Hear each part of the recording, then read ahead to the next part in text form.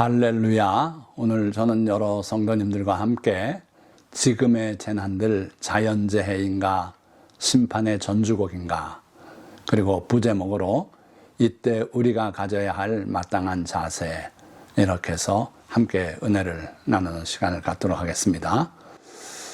요즘 우리 사는 세상이 정말 말이 아니죠.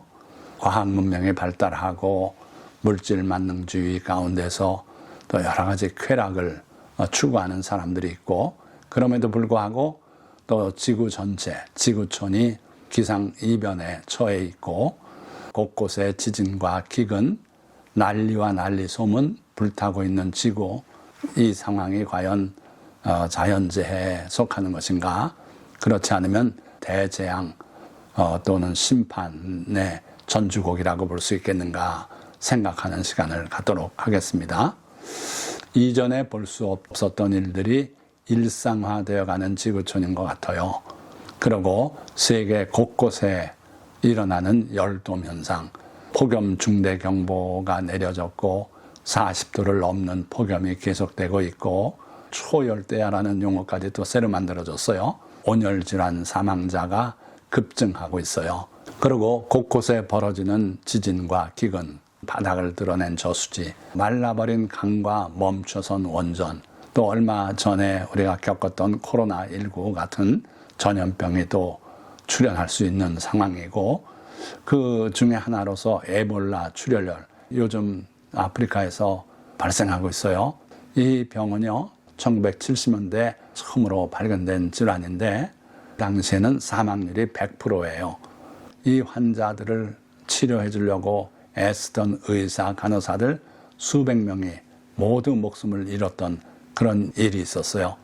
그런데 지금 많은 숫자가 생기고 있다. 이것이 파급되면은 정말로 코로나19의 몇십 배 무서운 결과를 가져올 수도 있죠. 자, 이러한 끔찍한 위험 앞에 우리는 살고 있다.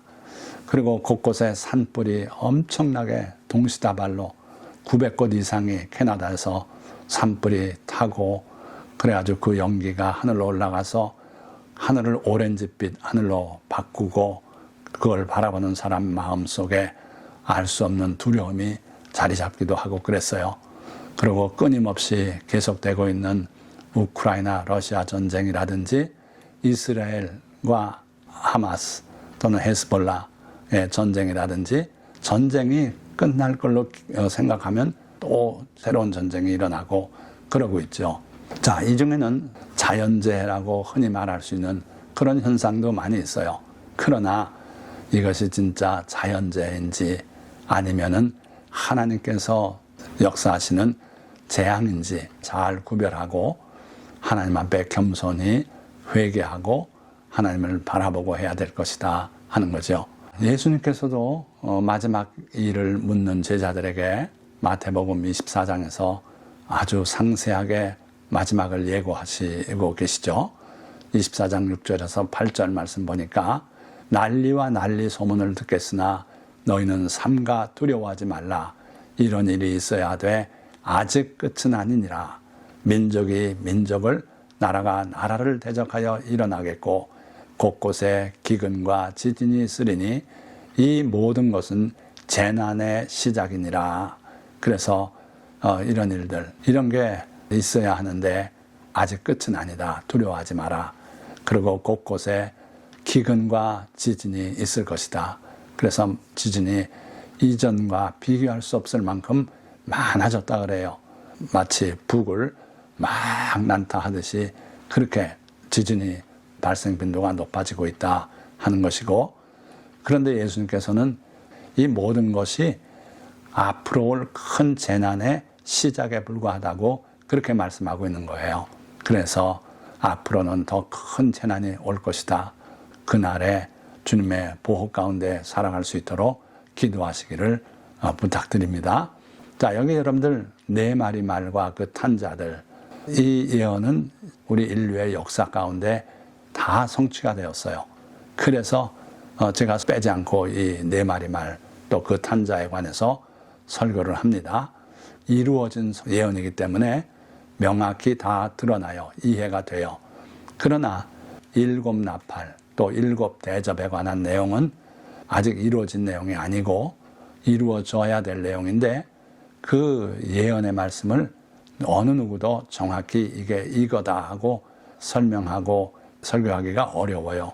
그래서 오늘도 일곱 나팔 부분을 말씀드리긴 하지만 간략하게 다루도록 하겠습니다. 자, 두 번째 단락입니다.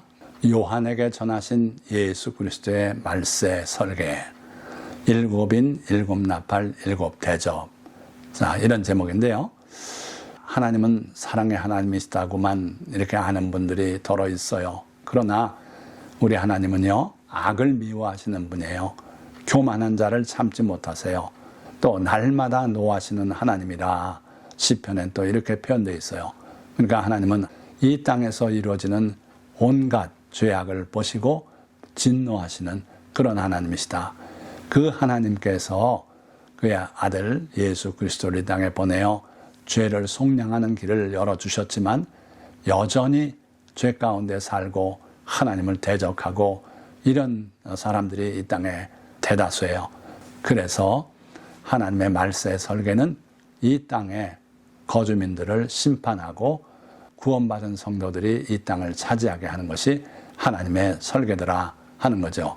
그 일이 진행되기 위해서 3중으로 계획을 세우셨어요. 첫 번째는 일곱 인을 떼면서 이 지구에 일어날 일들, 그리고 둘째는 일곱 나팔을 불 때 이 땅에 재앙이 임하고 심판이 임하는 그 장면, 그리고 일곱 대접, 한 대접 한 대접 쏟을 때 이 땅에 대재앙이 일어나는 그거를 설계하시고 그렇게 진행하실 것이다 하는 거죠. 여러분들 에스겔서 37장을 읽어보신 적 있습니까? 해골골짜기에 하나님께서 에스겔 선지자를 이끌고 가셨죠. 그러고 그 해골들이 살아나겠느냐 그러시면서 환상 가운데 그들이 큰 군대로 변화된 모습을 보여주셨어요. 그리고 이어서 이스라엘 백성들이 죽어서 묻혀있는 그 무덤을 뚜껑을 열고 그들을 거기서 나오게 하는 그러한 예언이 기록되어 있어요. 자, 이게 도대체 뭘 의미하는가? 1940년대 이전에 그 성경을 읽은 사람들은요, 그걸 이해할 수가 없어요. 그런데 1940년대에 나치의 그 수용소에서 무덤 가운데 들어있는 그런 양상이었던 그들을 하나님께서 건져내시고 그러고 나라를 다시 세워주시고 이러겠다는 예언이구나. 그렇게 분명하게 알 수 있게 됐죠. 자, 마찬가지로 이 일곱인, 일곱 나팔, 일곱 대접이 다 이루어지고 나서 보면 하나도 거짓되거나 헛된 그런 예언이 아니었다는 걸 알게 될 거예요. 일곱인에 관해서는 이미 그렇게 확인이 된 상태고요. 그리고 일곱 나팔, 일곱 대접도 그렇게 되리라 믿습니다. 그러나 유감스럽게도 아직은 이루어지지 않았기 때문에 우리가 이러리라 하고 예측을 할 뿐이죠. 자, 일곱인에 대해서는 방금 말씀드렸습니다마는 어린 양이 일곱인을 떼시는데 첫째부터 넷째인까지는 바로 네 마리 말과 그 탐자들이 등장하고 이것은 재림 전에 반드시 이루어져야 할 인류의 역사의 전개를 말씀하고 있다 하는 것이고요. 다섯째는 하늘에서 이루어지는 일인데 천상에서 위로받는 순교자들의 영혼을 보여주고 있어요. 그들이 하늘에서 하나님 앞에 탄원하고 그때 하나님께서 조금만 더 기다려라 위로하시고 그들에게 두루마리를 주시는 장면이죠. 여섯째는 바로 예수님의 재림 장면이에요. 그럼 일곱째는 뭘 하는 거냐? 그 다음에 있는 일곱 나팔을 준비시키는 그러한 인이다. 그래서 일곱째를 뗄 때 일곱 나팔이 시작이 되고 또 일곱 나팔 중에 일곱 번째 나팔은 일곱 대접을 준비하는 나팔이 되고 이렇게 되더라 하는 거죠. 짐승의 나라와 짐승표를 받은 사람들에게 내리실 심판이 일곱 나팔이다. 그리고 일곱 대접은 마지막 대재앙들인데 오늘은 일곱 나팔까지만 다루도록 하고 그것도 간략하게 살펴보는 걸로 하겠습니다. 자, 첫째 나팔. 첫째 천사가 나팔을 부니 피 섞인 우박과 불이 나와서 땅에 쏟아짐에 땅의 3분의 1이 타버리고 수목의 3분의 1도 타버리고 각종 푸른 풀도 타버렸더라. 자, 이 말씀이 오늘날 우리가 겪고 있는 상황과 유사하지 않나. 그때 수목의 3분의 1도 타버렸더라. 그래서 마치 오늘날 엄청난 산불이 일어나고 있는 현상을 미리 말씀하신 것이 아닌가 생각할 수도 있어요. 자, 그런가 하면은 좀 오늘 다루지 않을 부분이긴 합니다만은 7대접에 관해서 기록한 내용 중에 넷째 천사가 그 대접을 해에 쏟음에 해가 권세를 받아 불로 사람들을 태우니 사람들이 크게 태움에 태워진지라. 자, 이것도 역시 현재로서는 아무도 알 수가 없고 단지 해가 불로 사람들을 태우니 사람들이 크게 태움에 태워진지라. 그러니까 지구온난화 또는 열대화 정도가 아니라 상상을 초월하는 현상이 일어날 수 있다. 그런데 이제 중요한 것은요, 이 재앙들을 행하는 권세를 가지신 하나님의 이름을 비방하며 누가요? 땅에 있는 자들이 또 회개하지 아니하고 주께 영광을 돌리지 아니하더라. 태양이 뜨거워지고 정말 많은 사람들이 그 열기를 견디지 못해서 픽픽 쓰러지고 또 많은 부분이 불에 타고 막 이러는 걸 보면은 아, 이 성경에 이런 말씀이 있던데 과연 하나님은 살아계신 분이구나. 하나님은 이렇게 하실 권세가 있는 분이다. 우리 인간이 하나님을 거역하고 우상에 절하고 이렇게 해서 하나님이 진노하셨구나.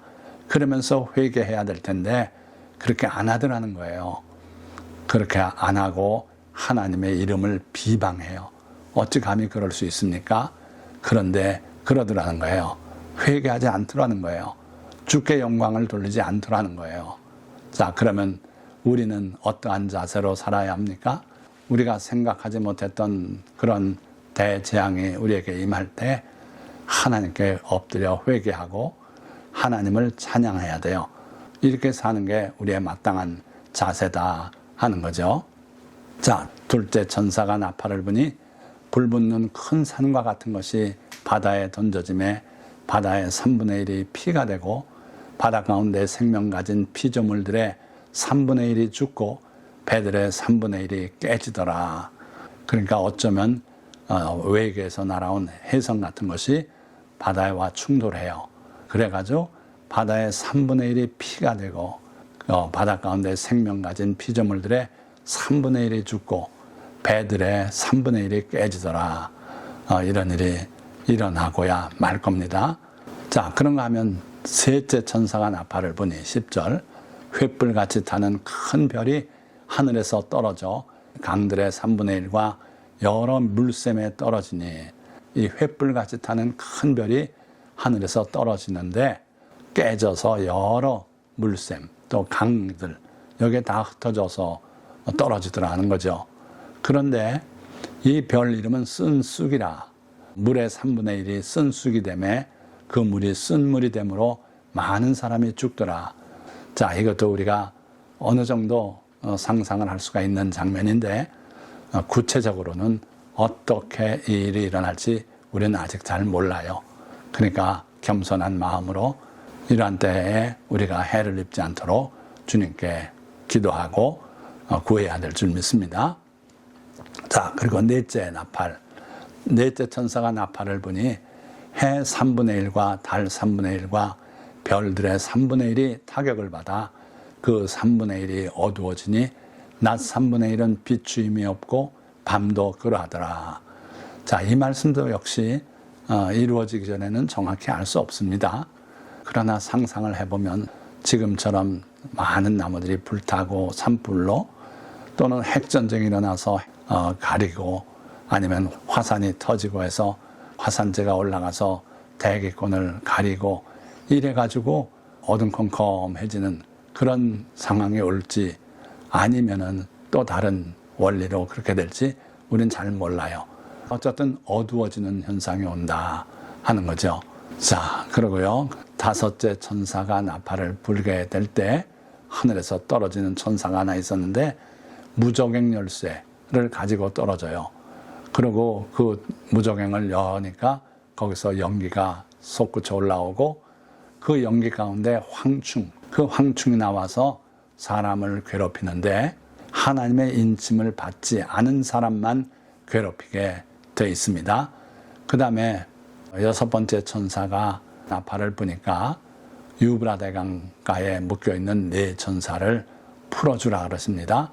그런데 그 천사는 그 년, 월, 일시에 사람 3분의 1을 죽이도록 준비된 자들이다 그랬어요. 그리고 그들이 인류의 3분의 1을 죽이는데 동원된 마병이 2만만이다 그렇게 기록하고 있어요.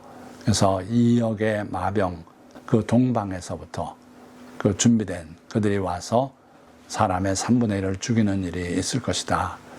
그리고 마지막 7번째 천사가 나팔을 불 때 하늘에서 번개가 나고 음성이 들리고 우레와 지진과 큰 우박이 있겠다 말씀하셨고, 그 들리는 음성이 바로 하나님의 아들 예수 그리스도의 나라가 이루어졌다 그런 선언이었어요. 그러니까 그 중에 마지막 7번째 나팔은 역사의 종말을 뜻하는 그러한 나팔인 것 같습니다.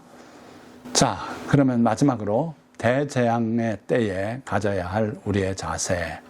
이사야 24장 17절에서 20절의 말씀 보면 땅의 주민아 두려움과 함정과 올무가 내게 이르렀나니 두려운 소리로 말미암아 도망하는 자는 함정에 빠지겠고 함정 속에서 올라오는 자는 올무에 걸리리니 이는 위에 있는 문이 열리고 땅의 기초가 진동함이라. 자, 땅의 주민아 이렇게 말씀하고 있습니다. 하늘에 있는 구원받은 백성들은 이 모든 재앙과 관계가 없어요. 그러나 땅에 사는 사람들은 그들에게 바로 이러한 재앙이 임한다 하는 거죠. 그래서 두려움과 함정과 올무가 내게 이르렀다. 3가지를 말씀하고 있어요. 첫째는 두려움이 임했어요. 그러나 두려운 소리로 말미암아 도망하는 자는 함정에 빠지겠고 도망하다가 함정에 빠지고 만다는 거예요. 그리고 다행히 함정 속에서 올라오는 자가 있다면 그는 올무에 걸릴 것이다. 자, 왜 그런가? 지금 이때 그들에게 닥친 재앙은 자연적으로 일어나는 그런 것과 성격이 다르다는 거예요. 위에 있는 문이 열리고 하늘에서 문이 열려서 하늘에서부터 쏟아붓는 재앙에 그들이 직면하고 있다는 거예요. 그리고 땅의 기초가 진동함이라. 그리고 그들이 살고 있는 이 땅에 하나님께서 든든하게 설계하셨던 그 기초가 이제는 흔들리는 그런 때가 되었다. 그래서 하늘로부터 쏟아지는 재앙이고 또 그동안에 하나님께서 허락하셨던 안정 그것도 다 걷어가시고 그래서 의지할 데가 없는, 숨을 데가 없는, 피할 곳이 없는 그러한 상황에 직면하고 있다. 그래서 땅이 깨지고 깨지며 땅이 갈라지고 갈라지며 땅이 흔들리고 흔들리며 땅이 취한 자같이 비틀비틀하며 원두막같이 흔들리며 그 위에 죄악이 중함으로 떨어져서 다시는 일어나지 못하리라. 아멘. 얼마나 두려운 말씀 아닙니까? 하늘에 있는 문이 열리고 땅의 기초가 진동해서 오는 이 재앙은 피할 수 없다는 거예요. 그래서 땅은 깨지고 깨지며 땅이 갈라지고 갈라지며 땅이 흔들리고 흔들리며 땅이 취한 자같이 비틀비틀하며 원두막같이 흔들리며 정말 두려운 상황을 말씀하고 있어요. 자, 그런데 그 이유를 여기서 간단하게 드러내고 계십니다. 그 위에 죄악이 중함으로 떨어져서 다시는 일어나지 못하리라. 땅 위에서 사람들이 저지른 죄악이 너무나 많아서 피 흘리고 빼앗아가고 이런 일들, 하나님 앞에 우상을 세우고 거기에 절하고 하나님의 성전을 더럽히고 이런 일들이 너무나 중하고 끔찍하기 때문에 너희들이 다시는 일어나지 못하리라. 그러니까 자연재해라고 생각하기 쉽지만 자연재해는 결코 아니다. 하나님께서 설계하시고 하나님께서 하늘 문을 열고 쏟아 부어 내리는 그러한 재앙이 지금 임하고 있다. 그런 얘기예요. 자, 말씀을 맺겠습니다. 주님의 재림이 문 앞에 이른 이때 주님이 예고하신 대재앙들이 준비되었고 곳곳에 지진과 기근, 지구온난화의 열돔 현상 등이 더해져서 많은 사람들이 고통당하고 심지어 목숨을 잃고 있습니다. 뿐만 아니라 세계 곳곳에 동시다발적인 산불이 일어나서 그 연기가 만들어낸 오렌지빛 하늘은 보는 사람들의 마음을 두렵게 하기도 합니다.